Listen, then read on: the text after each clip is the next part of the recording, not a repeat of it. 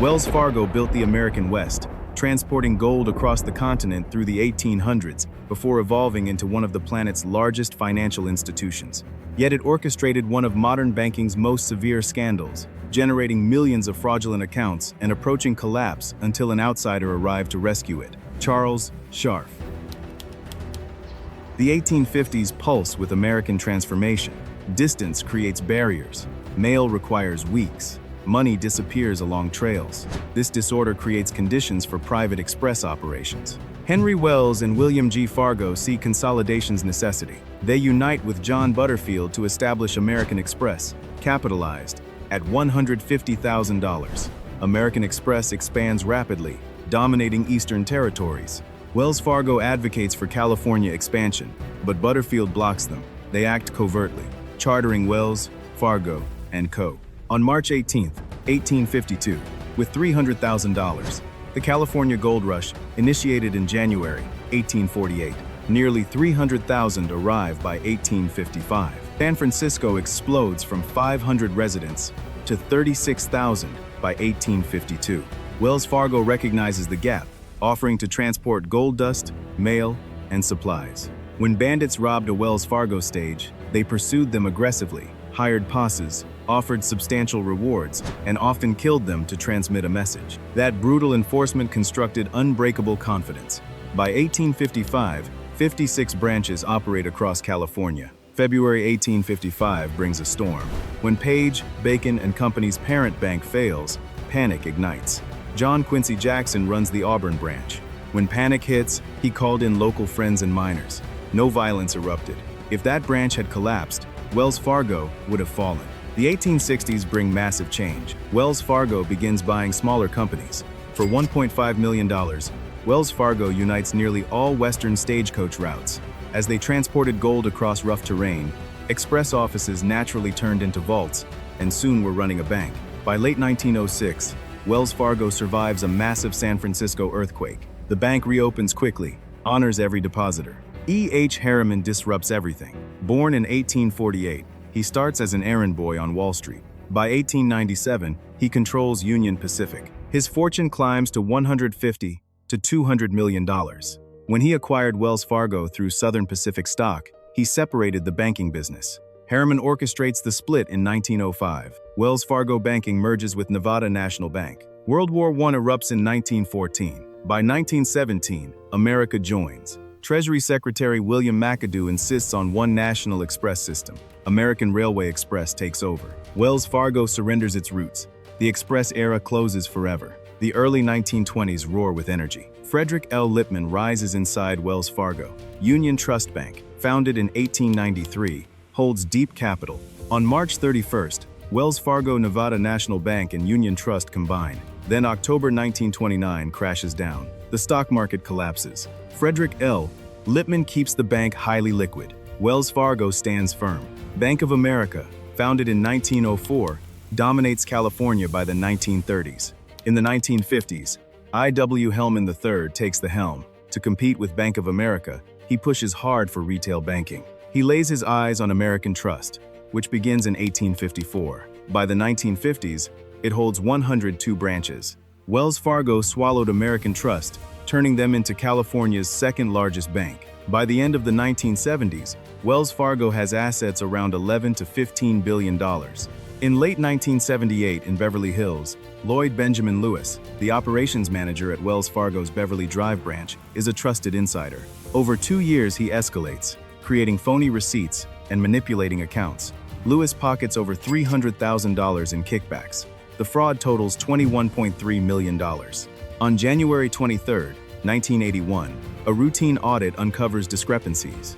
The loss ranks as the largest bank embezzlement in U.S. history at the time. CEO Richard Cooley faces public humiliation. After Richard Cooley's abrupt resignation in late 1982, Carl Reichert becomes the new CEO. As a new CEO, he plans to slash costs, close branches, cut thousands of jobs, and refocus on California retail banking. On September 12, 1983, guard Victor Manuel Garena made his move at the West Hartford, Connecticut depot. He is a Puerto Rican separatist. He drugged 2 co-workers, bound them, and loaded $7.2 million into bags. He drove off. The heist was the largest cash robbery in U.S. history. For CEO Carl Reichardt, it is a huge blow as the firm tries to recover from the embezzlement scandal. Garena fled to Cuba. That disaster turned into a huge win for Wells Fargo's PR. Reichardt moves quickly. Over 100 branches close. Thousands of jobs disappear. Crocker National Bank is one of the prominent banks in California. Founded in 1870 by Charles Crocker, one of the Big Four railroad barons, Crocker grows into a powerful Southern California institution. But the bank loses money on bad loans to Latin American countries during the debt crisis of the early 1980s. Reichardt seizes the moment. The acquisition of Crocker National Bank transforms Wells Fargo overnight, nearly doubling the bank's size and pushing its assets well past $50 billion. After the successful Crocker merger in 1986, Wells Fargo keeps growing stronger. Reichardt retires at the end of 1994. Paul Hazen steps up as chairman and CEO. First Interstate Bancorp stood as one of the biggest banking companies in the mid-1990s. In October 1995, he launches a hostile takeover bid. First Interstate finally gives in. The First Interstate acquisition nearly doubles Wells Fargo's size.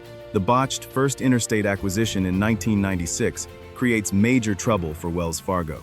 The computers crashed. Wells Fargo struggles after the First Interstate mess. Norwest Corporation, based in Minneapolis, stood out as a strong and growing bank in the late 1990s.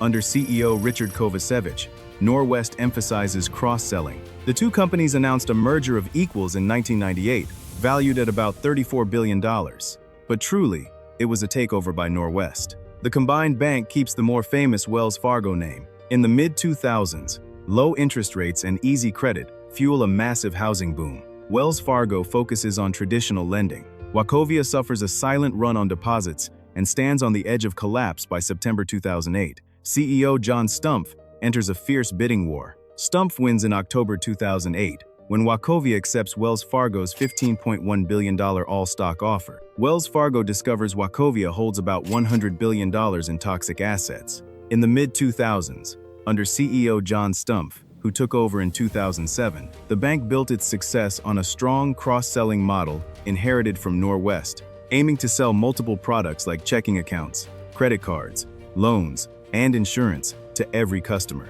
There was this slogan called 8 is great, referring to the goal of averaging 8 products per household, which helped drive profits and earn praise from Wall Street. This created a high-stress environment where meeting targets became the top priority over customer needs. Many employees felt trapped between losing their jobs or bending rules to hit goals. Claudia Ponce de Leon is a branch manager in Pomona, California. In early 2011, facing relentless quotas, she begins seeing employees opening unauthorized checking and savings accounts for customers without their knowledge, sometimes transferring $25 from real accounts to fund them and meet daily goals. In one instance, a banker forged a customer's signature on an application and issued a debit card with a simple PIN, like 0000, to activate the fake account, avoiding detection. Ponce de Leon called the ethics hotline in January 2011 to report the fraud, but instead of action, she was fired 3 weeks later. The scandal first gained real attention in late 2013, when the Los Angeles Times published an investigation exposing intense pressure on bankers and managers to meet aggressive, sometimes impossible quotas. The article detailed how employees opened unauthorized accounts to hit goals and earn bonuses, quoting workers who described the culture as a pressure cooker. By September 2016, the Office of the Comptroller of the Currency and the City of Los Angeles fined Wells Fargo $185 million for creating about 1.5 million unauthorized deposit accounts and over 500,000 credit cards between 2011 and 2015. The bank also refunded $2.6 million in fees to affected customers and admitted to firing more than 5,300 employees involved in the fraud. CEO John Stumpf tries to calm the storm by apologizing publicly. Stumpf steps down, and the board forces him to give up $41 million in stock awards. In February 2018, Federal Reserve Chair Janet Yellen imposes an unprecedented growth cap on Wells Fargo. After Stumpf leaves, Tim Sloan becomes CEO in October 2016. He resigns after less than 3 years. Charlie Scharf takes over as CEO of Wells Fargo in October 2019. He faces one of the toughest jobs in banking after the fake account scandal shattered trust and triggered massive fines. He confronts a broken culture from aggressive sales pressures, ongoing regulatory scrutiny, and a strict Federal Reserve asset cap of $1.95 trillion that limits growth. Scharf launches sweeping changes to address the root causes of the scandal and restore stability. He brings in new leadership from outside the organization and terminates 55,000 employees.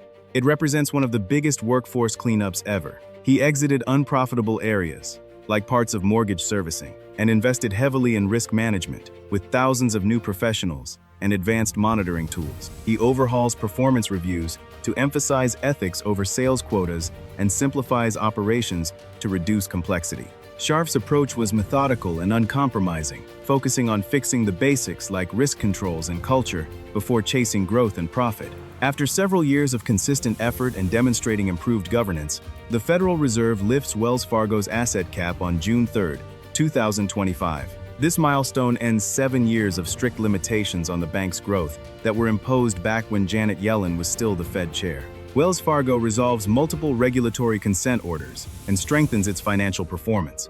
By 2025, the bank's total assets surpassed $2 trillion for the first time, marking significant balance sheet growth. Charlie Scharf's leadership transforms the bank from a constrained institution into one ready for expansion. Today, Wells Fargo stands in a solid position to pursue organic growth and serve customers more effectively. If that account of transformation, scandal, and recovery makes you consider how institutions rebuild after catastrophic failure, share it with someone who needs to understand what systematic reform and disciplined leadership can accomplish, and follow along for more histories of companies that survived their darkest moments.